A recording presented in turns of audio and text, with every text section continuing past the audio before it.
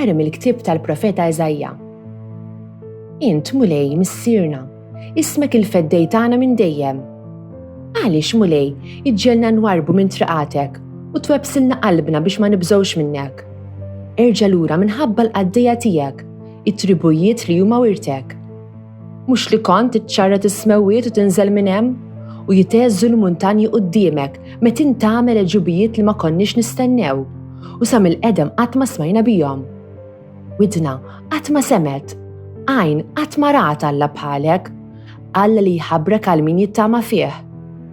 Int tilqa' lil min jagħmel is-sewwa bil-ferħ, lil dawk li jiftakru fit-triqatek. Ara, int kont m'għadda bħalina u aħna dnibna, domna fi dnubna u kont trik omna l-ħafna żmien, tniġġisna l-kol kemm aħna, bħal ċarruta maħmuġa l-aħjar emejjel tagħna, bħal werqa l-kol dbilna u ħżunijietna bħal riħ ġarrewna. Ħadd ma hawn li jsejjaħ ismek li jitħarrek biex iżomm miegħek? Għax inti ħbejt wiċċek minna u rħejtna f'idejn ħżunijietna. Madankollu Mulej, int missierna, aħna t-tafal u inti l-fuħari, aħna l-koll emili dejk. Reġġana għalli konna, Alla tal-eżerċti, itfa' fuqna d-dija ta' wiċċek u nkunu salvi. Oraj ta' Iżrael, għatu widen, int li qiegħed fuq il-kerubini, iddi, qajjem il-qawwa tiegħek u ejja ħassalvana. Reġġana għalli konna, Alla tal-eżerċti, itfa' fuqna d-dija ta' wiċċek u nkunu salvi. Erġa' hija, Alla tal-eżerċti, ħares mis-sema u ara u żur il-din id-dilja u ħsieb dak li ħawlet lemintek, ir-rimja li jint kabbart għalik. Reġġana għalli konna, Alla tal-eżerċti, itfa' fuqna d-dija ta' wiċċek u nkunu salvi. Ħatkun idek fuq il-bniedem tal-emintek, fuq il-bniedem li jint saħħaħt għalik. Aħna ma nitbedux minnek, raddilna l-ħajja u aħna nsejħu ismek. Reġġana għalli konna, Alla tal-eżerċti, itfa' fuqna d-dija ta' wiċċek u nkunu salvi. Qari mill-ewwel ittra ta' San Pawl Apostlu lil-Korintin. Ħuti, grazzja u slim minn Alla missierna u l-Mulej Ġesu Kristu. Jiena nizzaħħar dejjem lil Alla tiegħi minħabba fikom, għal grazzja li Alla tagħkom, lilkom fi Kristu Ġesu. Fih intom stanejtu f'kollox, f'kull kelma, f'kull erf, daqskemm ix-xhieda ta' Kristu kienet imwettqa fikom. Għalhekk, mintom nieqsa minn ebda don, intom u tistennew id-dera ta' Sidna Ġesu Kristu? Huwa hu li jwettaqkom sal-aħħar biex tkunu bl-ħtija fil-jum ta' Sidna Ġesu Kristu. Alla jżomm kelmtu, minni kontum sejħin biex titlu fix-xirka ta' Ibnu Sidna Ġesu Kristu. Alleluja, Alleluja, uri lilna Mulej it-tiba tiegħek u s-salvazzjoni tiegħek għatina. Alleluja, Alleluja. Qari mill-Evanġelju skont San Mark. F'dak iż-żmien, Ġesu qal id-dixxipli tiegħu: Kunu għajnejkom miftuħa, isru, għax ma tafux meta sa jasal il-waqt. Jiġri bħal meta bniedem ikun siefer u telaq mid-dar, iħalli kollox f'idejn il-qaddejja tiegħu, kull wieħed fuq xogħlu, u lil tal-bieb jordnalu biex jibqa' jisar. Mela isru, għax ma tafux meta jiġi sit id-dar, jekk hux filgħaxija jew f'nofs il-lejl, jew x'in jidden is-serduk, jew inkella mas-sebħ li ma jmurx jiġi għall-arrieda u jsibkom reqdin.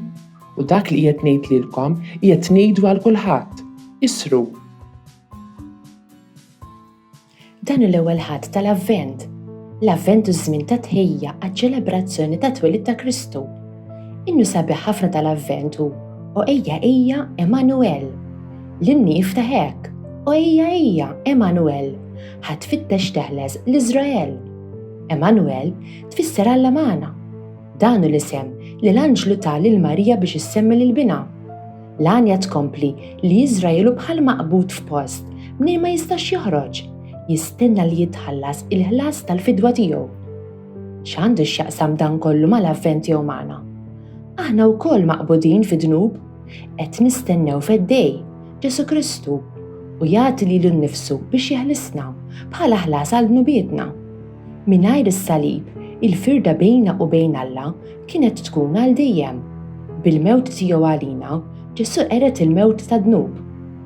Għaliex nibqgħu niċċelebraw xi ħaġa li ġrat tant żmien ilu, aħna qed inħejju għat-tieni miġja ta' Kristu, billi niftakru fl-ewwel waħda tiegħu, l-ewwel miġja tiegħu bħala tarbija mwielda lil Mastru Daxxa u martu f'Betlem tal-Lodija kienet sorpriża għal kulħadd. It-tieni miġja tiegħu se tkun sorpriża wkoll u għalhekk li Ġesu qal lid-dixxipli tiegħu kunu għajnejkom miftuħa, issru għax ma tafux meta se jasal il-waqt. Inkunu għajnejna miftuħa ma jfissirx ngħixu mbeżza mill-futur li nisru aktar ifisser inħarġu l-muskoli spiritwali li nużaw fil-ġirja tal-ħajja nisranija, bit-talb, bis-sagramenti, bil-qari tal-Bibja, bl-istudju tal-fidi u billi niftakru li din ħaġa ta' kuljum, mhux biss tal-ħadd.